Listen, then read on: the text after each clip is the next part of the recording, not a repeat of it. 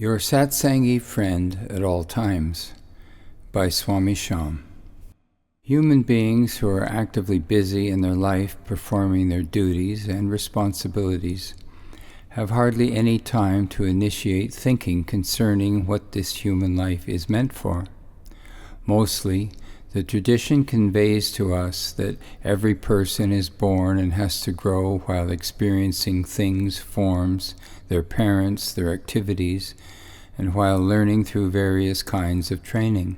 Each one has to complete his education at a certain age, work for his living, and have a relationship to initiate the living of a family life and obey the orders of nature, eating, drinking, maintaining his body, producing progeny and looking after them, achieving success in his chosen field of work, becoming famous and getting old, spending his lifetime smoothly or with struggle, and then submitting to the will of nature and leaving his relations just to witness the disappearance of his body from this earth.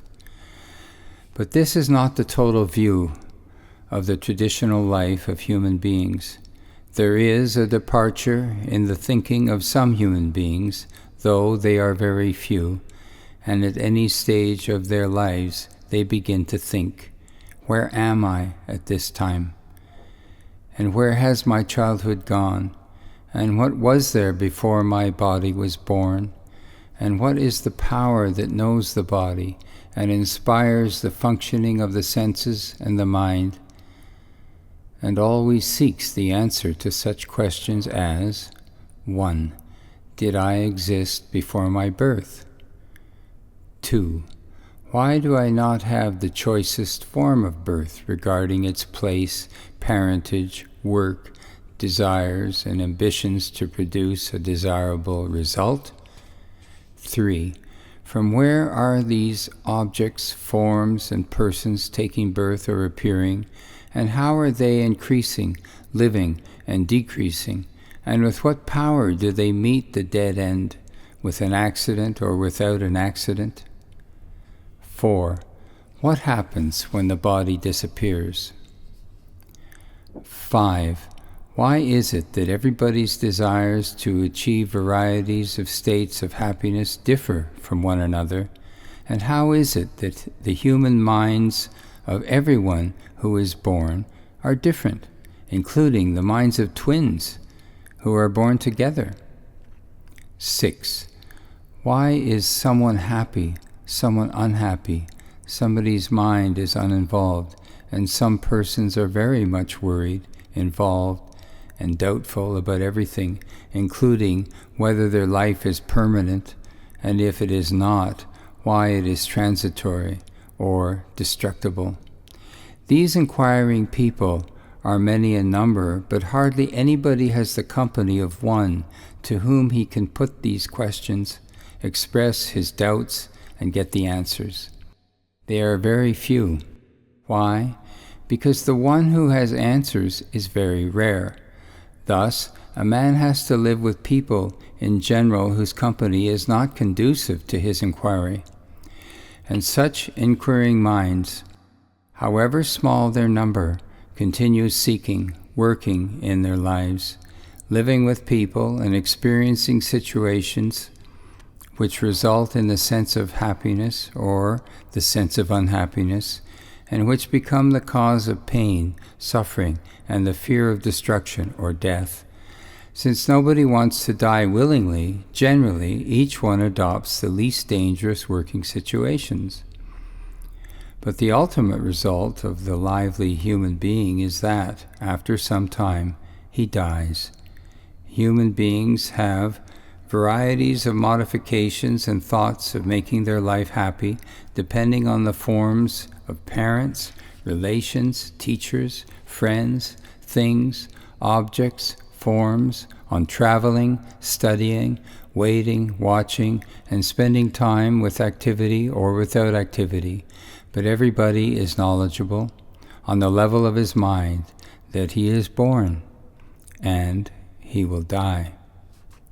Some people are not at all concerned about either birth or death, but those who are particular, like you, definitely become conscious of wanting an answer to their questions concerning their birth and death, their happiness, unhappiness, and fear of death, and their negative tendencies such as anger, miserliness, and attachment to some temporary things and forms, or to changing persons, objects, vehicles, and houses. Some have love for persons and things who they cannot possess or associate with, and some have a sense of hatred for certain things, situations, and persons whom they do not like. Each of these people wants to know, is there any possibility of getting an answer and knowledge that will remove all the negative aspects of existing life, especially the destructive ones? So some people are inquisitive to achieve that knowledge which may enable them to know the truth of their thinking, which is, I want to live forever, but I wonder, why is it not possible? For all human beings who are interested in knowing the reality, which is pure, free, forever, if they can get an answer like this, then where is it? They seek the company of a true informer, who is called in our human language the one who has realized the immortal nature of truth, which neither is born, nor does it change and become gross, nor does it change and become reduced in form. It is that which never disappears, even though bodies disappear, things disappear, and objects and forms change and disappear. In the world of existing earth, water, fire, air, and the things made of these elements, all are changing, dying, and disappearing. Who is that one who has the company of deathlessness and is always full of the knowledge of truth, or reality, which is pure, free, forever, which means that it is unborn and undying?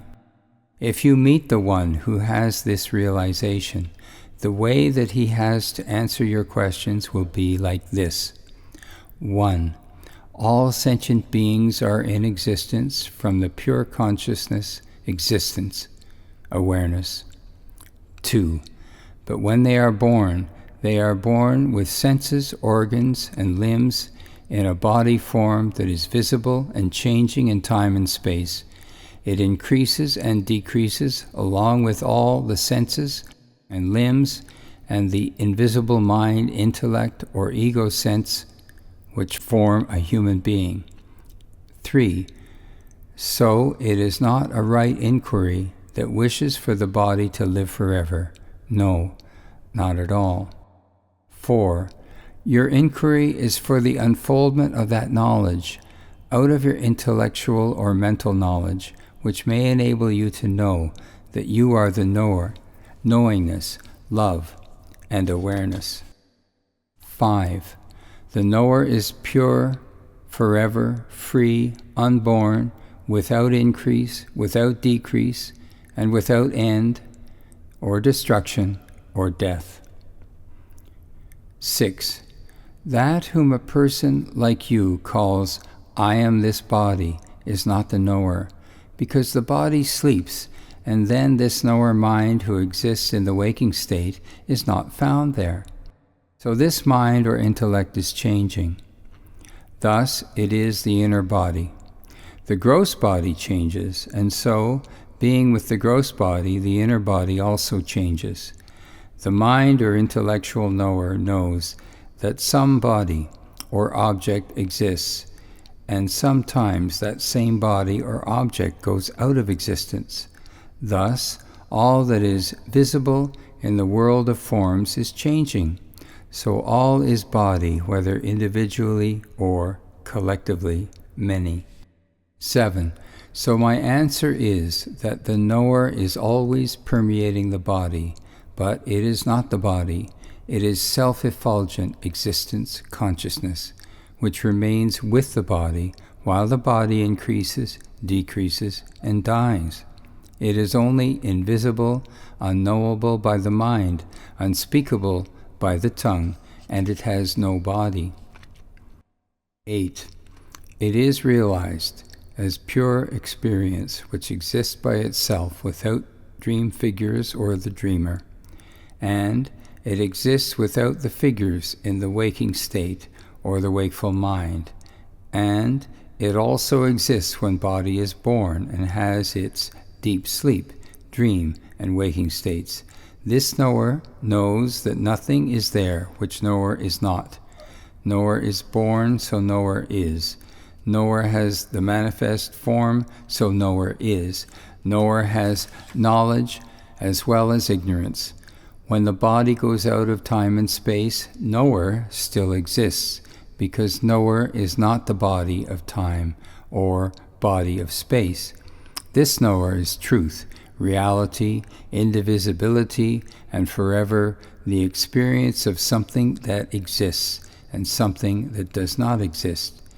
Existence and consciousness both exist in the being of knower. That is all. Amaram Hum Madhuram Hum is the name of the knower. Amaram Hum